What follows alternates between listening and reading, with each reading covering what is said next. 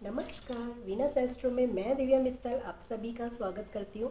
मेरे चैनल को please like और सब्सक्राइब और शेयर करना ना भूलें। Venus astro is my channel. Facebook पर भी आपको मिलेगा, इंस्टा पे भी मिलेगा और यूट्यूब पर तो है ही। तो आइए बात करते हैं हम ऐसे ग्रहों के बारे में जो हमारी कुंडली पर बहुत ज़्यादा इफ़ेक्ट डालते हैं, जिसका अच्छा होना या बुरा होना आपकी ज़िंदगी पर बहुत ज़्यादा इफ़ेक्ट डालता है। आखिर वो कौन सा ग्रह है?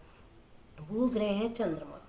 आप देखेंगे कि चंद्रमा एक तो बहुत जल्दी जल्दी अपनी पोजीशन बदलता है। जैसे कहते हैं मन चंचल होता है, तो ये चंद्रमा से जान सकते हैं कि 9 ग्रहों में सबसे तेज़ी से चलने वाला ग्रह चंद्रमा है। चंद्रमा मात्र 2.25 दिन में अपनी पोजीशन बदल लेता है और एक राशि से दूसरी राशि में चला जाता है। तो इसी से आप समझ सकते हैं कि मन को काबू में रखना कितना मुश्किल होता है जब आप चंद्रमा को ही कुंडली में काबू में नहीं रख सकते। तो और दूसरी बात यह है कि चंद्रमा पर सबसे ज़्यादा असर होता है क्योंकि इसको घेरने वाले 3 ऐसे मेजर ग्रह हैं जो अपनी दृष्टियों से इसको कहीं ना कहीं से प्रभावित कर देते हैं। वो तीनों ग्रह कौन से हैं? शनि, राहु और केतु। ये 3 मेजर ऐसे ग्रह हैं जो या तो चंद्रमा के साथ बैठकर उसको पीड़ित कर देते हैं या फिर इन तीनों को 3-3 दृष्टि मिली हुई है।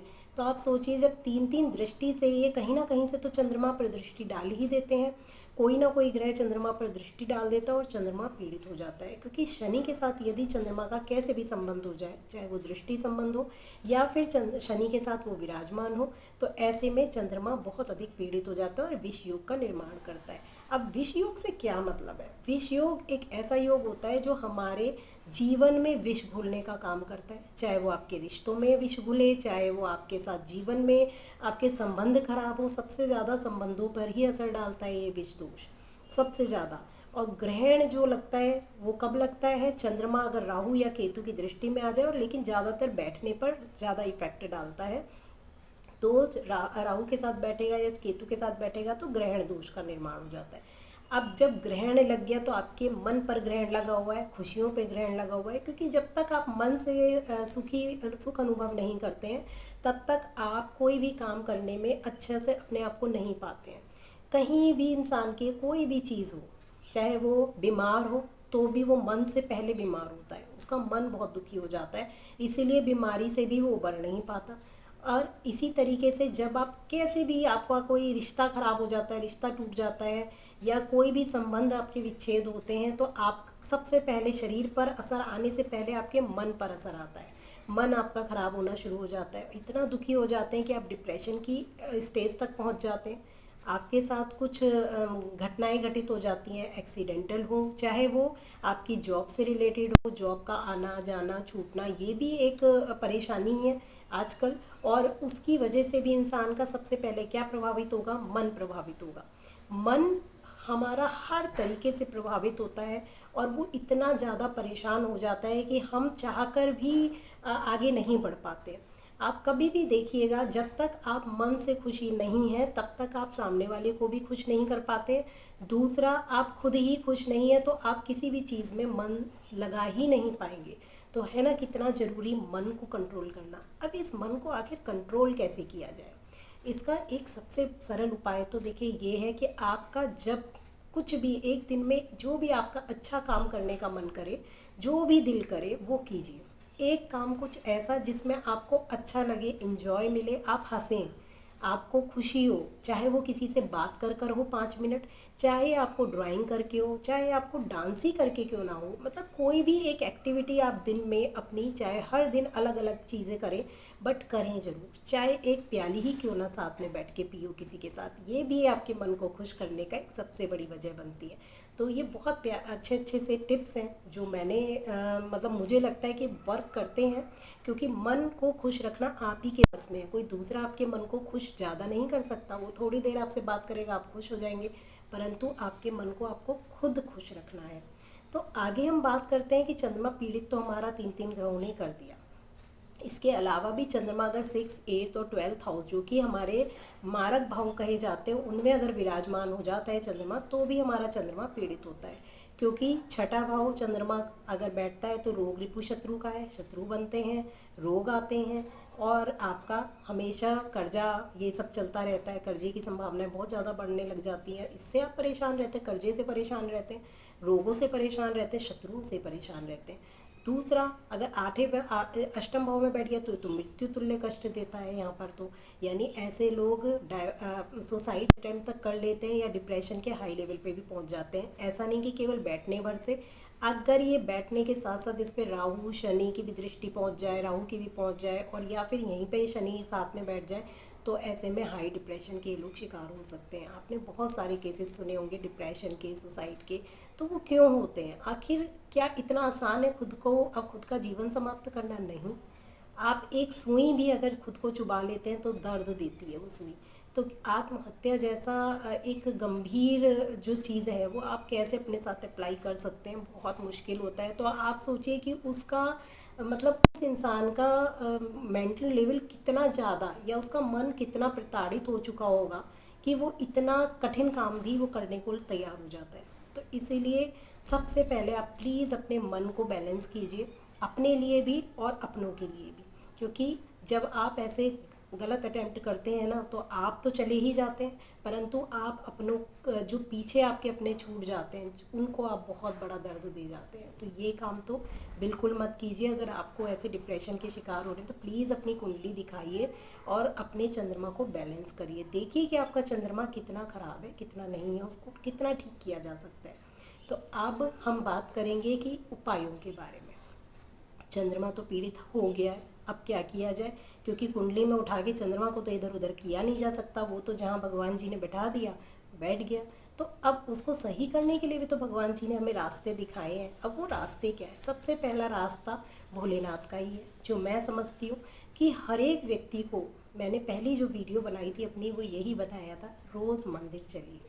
जो भी आपके घर के सबसे पास मंदिर है, बहुत दूर मत जाइए कि हम वहाँ गए थे, हम वहाँ गए थे। उसकी जगह आपके घर के वॉकिंग डिस्टेंस पे जहाँ पैदल चलकर जा सकें मंदिर, हमेशा कोशिश कीजिए कि आप पैदल चलकर जाएं। जब आप पैदल चलकर मंदिर जाएंगे ना, आपके अंदर की जो एनर्जी होगी वो अलग ही होगी। और आप उसके बाद जब मंदिर जाएं तो सबसे पहला काम तो सूर्य देव को जल देना है, और दूसरा काम आपका भोलेनाथ को जल देना। भोलेनाथ को जल अर्पित कीजिए। जब आप भोलेनाथ को जल अर्पित करेंगे तो आपका चंद्रमा बैलेंस होगा। क्यों? क्योंकि चंद्रमा तो भोलेनाथ ने अपने मस्तिष्क पर ही विराजित किया हुआ है। तो भोलेनाथ की पूजा से बड़ी पूजा और क्या होगी? उससे चंद्रमा आपका बैलेंस होगा। और दूसरी चीज़ जो मैं समझती हूँ, एक तो चंद्रमा आप जब जल चढ़ाते हैं, आप दूध भी चढ़ा सकते हैं। सोमवार को दूध चढ़ाइए, उससे भी चंद्रमा बैलेंस होता है। जो लोग अक्सर हर दिन सारी चीज़ें भोलेनाथ पर अर्पित करते हैं, मैं नहीं जानती कि किससे सुनते हैं या क्या सुनते हैं, लेकिन मैंने जो देखा वो यही देखा कि आप सारी चीज़ें मत किया कीजिए रोज़। क्योंकि हर दिन हर एक ग्रह का अलग अलग भगवान जी ने खुद बांटा हुआ है। ऐसा नहीं कि हम पूजा हर दिन नहीं करते, पूजा आप हर दिन हर भगवान की कीजिए, परंतु शिवलिंग पर दिन के हिसाब से चीज़ों को अर्पित कीजिए। जैसे सोमवार को आप या तो केवल जल चढ़ाएं, या फिर बहुत जरा सा दूध चढ़ाएं और उसमें ही जल में ही चाहे दूध डाल के आप चढ़ा दीजिए, वो बहुत अच्छा है। बस उसके अलावा आप मतलब बहुत से बहुत आप चावल के 2 दाने रख सकते हैं। उसके अलावा आप सोमवार को कुछ कुछ भी ना चढ़ाएं, बहुत अच्छा रहेगा। रुद्राभिषेक की बात अलग होती है कि रुद्राभिषेक में हम सारे ग्रहों को शांत करते हैं, उसकी बहुत बड़ी पूजा होती है। और उसका जल जो होता है वो हम इकट्ठा, मतलब जिस तरीके से भी पूजा होती है वो अलग ही होती है। कहते हैं अगर साल में एक बार रुद्राभिषेक कराया जाए तो आपके सारे ग्रह शांत होने लगते हैं, और सच में बहुत ही ज़्यादा ये इफ़ेक्टिव पूजा होती है। आपको भी अगर पॉसिबल हो सके तो साल में एक बार या 2 साल में एक बार रुद्राभिषेक कराया कीजिए। दूसरी चीज़, चंद्रमा को बैलेंस करने के लिए चांद की रोशनी में बैठना। चांद की रोशनी में मात्र 5 या 10 मिनट का समय आप बिताइए, आपको खुद ही बहुत अच्छा लगेगा।